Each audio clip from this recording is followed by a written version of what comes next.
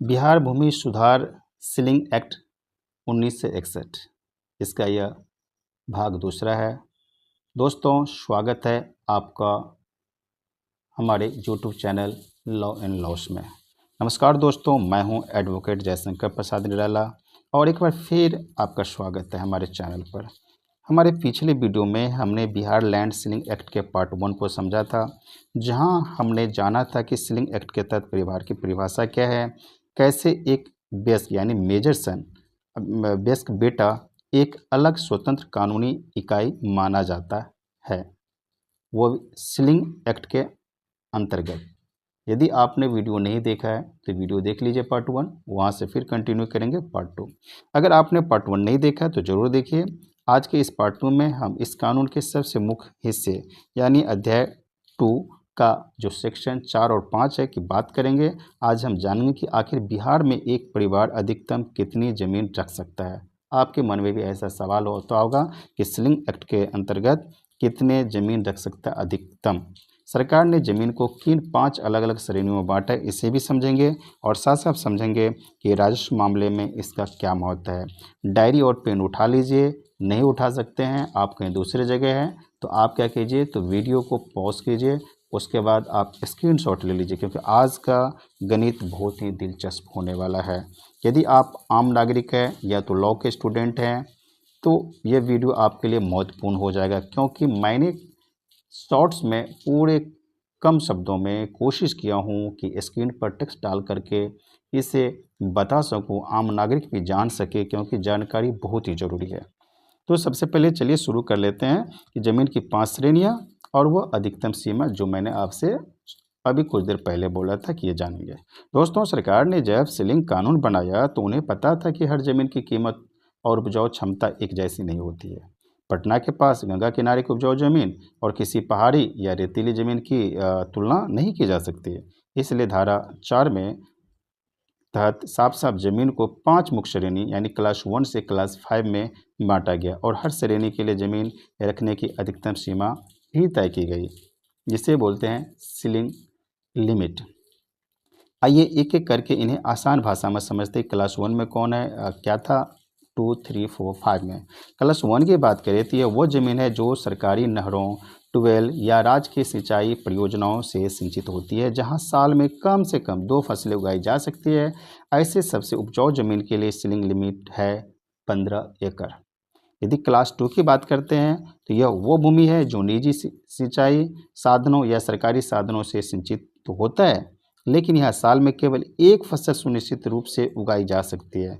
इसके लिए लिमिट है और वह है तय की गई है 18 एकड़। यदि क्लास 3 की बात करूं, इसमें मुख्य रूप से वो ज़मीन आती है जो बागान डी यानी होम स्टेड लैंड या तो ऑर्किड जिसमें कि बागान बगीचा लगाया जाता है, या तो फिर दियारा क्षेत्र का बात करते हैं, वो भी उसी के अंतर्गत आता है, क्लास 3 के अंतर्गत। इस श्रेणी के लिए एक परिवार अधिकतम 25 एकड़ ज़मीन रख सकता है। यदि मैं क्लास 4 की बात करूं तो क्लास 4 में जो है वह है पूरी तरह से असिंचित भूमि यानी अनइरिगेटेड लैंड, केवल बारिश के भरोसे रहती है या फिर पहाड़ी या पथरीली इलाकों के पास होती है। इसके लिए सरकार ने थोड़ी राहत देते हुए सीमा 30 एकड़ तय की गई है, क्योंकि वो उपजाऊ कम हो नहीं के बराबर होती है। जब बारिश होगी तभी कुछ हो सकता है। और क्लास 5 की श्रेणी की बात करें तो इस श्रेणी में बंजर, रेतीली, जंगली, पहाड़ी या ऐसी भूमि आती है जहाँ खेती करना बेहद मुश्किल या असंभव है। इसके लिए अधिकतम सीमा 37.5 से लेकर 45 एकड़ तक ज़मीन की स्थिति के अनुसार निर्धारण की गई है, यानी वो बदलता रहता है, हर एक एरिया का सेम नहीं है। इसलिए इसमें 37.5 से लेकर आपको 45 एकड़ तक बताया गया है। अब बात मैं कर लेता हूँ मिक्स्ड एंड इशू की। यदि व्यवहारिक कानूनी पेंच की बात करूँ तो कैलकुलेशन समझ लीजिए। अब एक वकील के तौर पर जो सबसे बड़ा व्यवहारिक सवाल सामने आता है वो ये है कि सर मेरा क्लाइंट के पास सिर्फ एक तरह की ज़मीन नहीं है, उसके पास 5 एकड़ क्लास की ज़मीन है, 10 एकड़ क्लास 3 की ज़मीन है, यानी क्लास 1 की ज़मीन जो है 5 एकड़ है, 3 की जो है 10 एकड़ है और कुछ बंजर है, तब सीलिंग कैसे तय होगी। आपके मन में भी इस तरह का सवाल होता होगा मिलता जुलता। इसके लिए कानून में एक परिवर्तन गुणांक तो गुणांक जो है कन्वर्जन फार्मूला दिया गया है और वह है कि राजस्व अधिकारी जैसे अंचलाधिकारी या भूमि सुधार उपसमाहर्ता DCLR कानून में दिए गए अनुपात के हिसाब से सभी जमीनों के क्लास 1 के बराबर मानकर कैलकुलेट करते हैं। मान लेते हैं क्लास 1 की तरह ही ज़मीन है, फिर वो कैलकुलेट करते हैं क्योंकि वो ज़मीन जो है क्लाइंट के पास अलग अलग क्लास की है, एक क्लास की नहीं है, तो एक पर्टिकुलर क्लास 1 की लेते हैं। अब यहाँ एक बात और ध्यान रखना चाहिए कि राजस्व अदालतों में ज़मीन की श्रेणी को लेकर अक्सर विवाद होता है। अंचल कार्यालय ज़मीनों को कागजात पर क्लास 1 मान लेता है, जबकि हकीकत में वहाँ सिंचाई की कोई सुविधा नहीं होती है। मैंने अभी जस्ट बताया था क्लास 1 2 3 4 5 को मैंने बताया कि किसके श्रेणी में कौन सी ज़मीन आती है। लेकिन यदि ऑफिसर के द्वारा क्लास 1 मान लिया जाए तो क्लाइंट को ये हो जाती है कि कुछ ज़मीन तो ऐसा जो पूरे बंजर है, कुछ पहाड़ी है, कुछ पर बारिश के भरोसे रहते हैं, कुछ में 2 उपज होती है, किसी में 1 होती है। तो मान लेते हैं कि जबकि हकीकत में वहाँ सिंचाई कोई सुविधा होती ही नहीं है।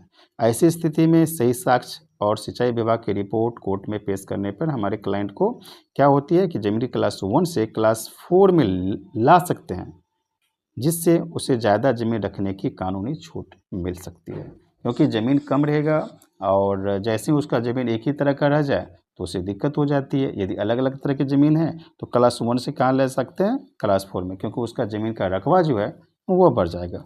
तो दोस्तों, यह था बिहार भूमि सीलिंग एक्ट का पार्ट 2, जिसमें हमने समझा कि ज़मीन की क्वालिटी के हिसाब से मालिकाना हक की सीमा तय होती है। इसके अगले भाग पार्ट 3 में हम बात करेंगे, अगर किसी के पास इस लिमिट से ज़्यादा ज़मीन निकलती है तो सरकार उसे कैसे अधिग्रहित यानी एक्वायर कर लेती है। किससे ज़्यादा? जितना लिमिट है, लिमिट से ज़्यादा। यदि लिमिट से ज़्यादा होगी तो सरकार एक्वायर करेगी। पर्चा कैसे कटता है? आप लोगों के पास भी आस पड़ोस या तो रिश्तेदार के पास भी पर्चा होगा, तो पर्चा कैसे कटता है? और सबसे महत्वपूर्ण वो है कि धारा 45B के तहत कलेक्टर को केस दोबारा खोलने की क्या शक्तियाँ दी गई है? क्योंकि आप कभी कहते हैं कि डीएम साहब ने ऐसे किया आपके जिले का, उनको कौन सी पावर मिली हुई है? अगर आपको यह वीडियो जानकारीपूर्ण लगी तो लाइक करें, सब्सक्राइब करें और जागरूकता फैलाने के लिए शेयर करें और हमारे चैनल को सब्सक्राइब करना न भूलें। ज़मीन से जुड़ा कोई भी सवाल हो, अगर आपको यह वीडियो जानकारीपूर्ण लगा हो तो इसे लाइक करें, कानूनी जागरूकता फैलाने के लिए शेयर करें और हमारे चैनल को सब्सक्राइब करना न भूलें। ज़मीन से जुड़ा कोई भी सवाल हो बेझिझक कमेंट में पूछिए। मैं हूँ एडवोकेट जयशंकर प्रसाद निराला। मिलते हैं अगले वीडियो में, तब तक के लिए बहुत बहुत धन्यवाद। जय हिंद।